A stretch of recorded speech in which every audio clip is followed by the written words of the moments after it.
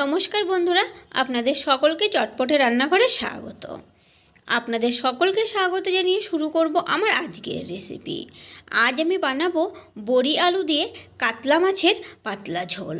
আর শীতের দুপুরে গরম গরম ভাতের সঙ্গে এরকম বড়ি আলু দিয়ে কাতলা মাছের ঝোল খেতেও কিন্তু ভীষণই দারুণ লাগে।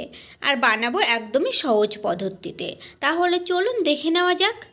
এখানে নিয়ে নিয়েছি 6 পিস কাতলা মাছ। মাছের পিসগুলো আগে থেকে ধুয়ে পরিষ্কার করে নিয়েছি।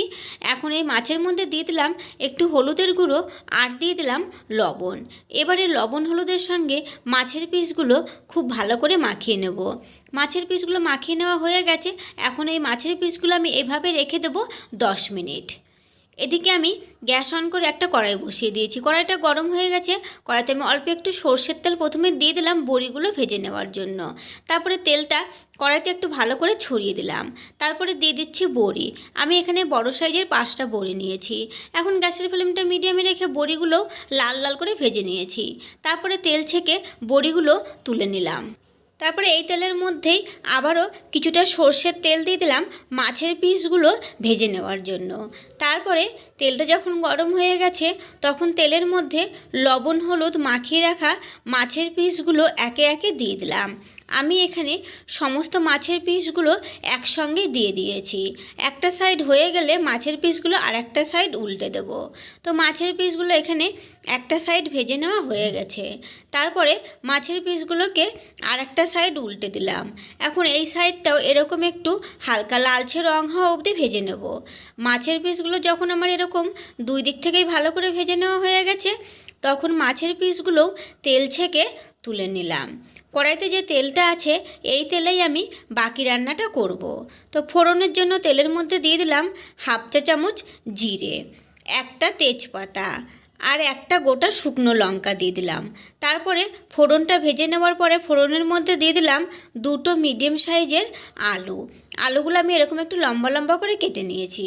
এখন গ্যাসের ফ্লেমটা মিডিয়ামে রেখে আলুগুলো যখন এরকম একটু লাল লাল করে ভেজে নেওয়া হয়ে গেছে তখন আলুর মধ্যে দিয়ে দিলাম স্বাদ অনুযায়ী লবণ আর দিয়ে দিলাম 1 চা চামচ হলুদের গুঁড়ো, 1 চা চামচ লাল লঙ্কার গুঁড়ো। ঝালটা আপনারা আপনাদের পছন্দ মতোই দেবেন। 1 চা চামচ আদা বাটা। এখানে নিয়েছি 1 চা চামচ ধনে, 1 চা চামচ জিরে আমি মিশিয়ে বেটে নিয়েছি। আপনারা এখানে গুঁড়ো মশলাও দিতে পারেন। তারপরে মশলার বাটিটা ধুয়ে সামান্য একটুখানি জল দিয়ে দিলাম। এখন লো ফ্লেমে রেখে মশলাগুলো একটু ভালো করে কষিয়ে নেব। মশলাগুলো প্রায় 2 মিনিটের মতো কষিয়ে নেওয়ার পরে এখানে আমি দিয়ে দিলাম একটা মিডিয়াম সাইজের টমেটো পেস্ট।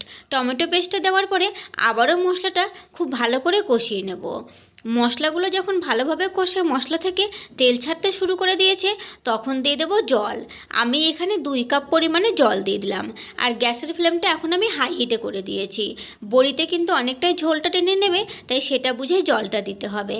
এখন ভালো করে নেড়েচেড়ে মিশিয়ে নেওয়ার পরে অপেক্ষা করব ঝোলটা টকবক করে ফুটে ওঠা অবধি। তারপরে ঝোলটা যখন টকবক করে ফুটতে শুরু করে দিয়েছে তখন দিয়ে দিলাম আগে থেকে ভেজে রাখা মাছের পিসগুলো আর দিয়ে দিলাম আগে থেকে ভেজে রাখা বড়িগুলো। আবারও একবার নেড়েচেড়ে মিশিয়ে নিলাম। এখন গ্যাসের ফ্লেমটা মিডিয়ামে রেখে তারপরে দিয়ে দিলাম 3টে কাঁচা লঙ্কা। তারপরে ঢেকে দিলাম 6 থেকে 7 মিনিটের জন্য। এখানে আমি 7 মিনিট পরে ঢাকাটা তুলে নিলাম। এখন দিয়ে দিলাম 1/2 চা চামচ গরম মশলার গুঁড়ো। গরম মশলার গুঁড়োটা দিয়ে আবারও নেড়েচেড়ে মিশিয়ে নিলাম। এখন গ্যাসের ফ্লেমটা একদম লো হিটে করে ঢেকে দিলাম 2 মিনিটের জন্য, যাতে গরম মশলার ফ্লেভারটা খুব ভালোভাবে চলে আসে। 2 মিনিট পরে আবারও ঢাকাটা তুলে নিলাম। ঢাকাটা তুলে আবারও একবার নেড়েচেড়ে মিশিয়ে নিলাম। আর এখন কিন্তু আমাদের এই বড়ি আলু দিয়ে মাছের ঝোলও একদম রেডি। গ্যাসের ফ্লেমটা অফ করে দিলাম। তো এই যে আমাদের এই বড়ি আলু দিয়ে কাতলা মাছের ঝোল পরিবেশন করার জন্য এখন একদম রেডি। তো শীতের দুপুরে গরম গরম ভাতের সঙ্গে যদি এরকম বড়ি দিয়ে কাতলা মাছের ঝোল থাকে তাহলে কিন্তু আর কোনো কিছুই লাগবে না। আর ভালো লাগলে চ্যানেলটিকে লাইক শেয়ার ও সাবস্ক্রাইব করে নেওয়ার অনুরোধ রইল পাশে থাকা বেল আইকনটি সমেত। তাহলে আমার নতুন ভিডিও আপডেট সবার আগে আপনাদের কাছে নোটিফিকেশান পৌঁছে যাবে। আজকের মতো এই পর্যন্তই। ফিরে আসবো নতুন কোনো রেসিপি নিয়ে। সকলেই ভালো থাকবেন, সুস্থ থাকবেন। ধন্যবাদ।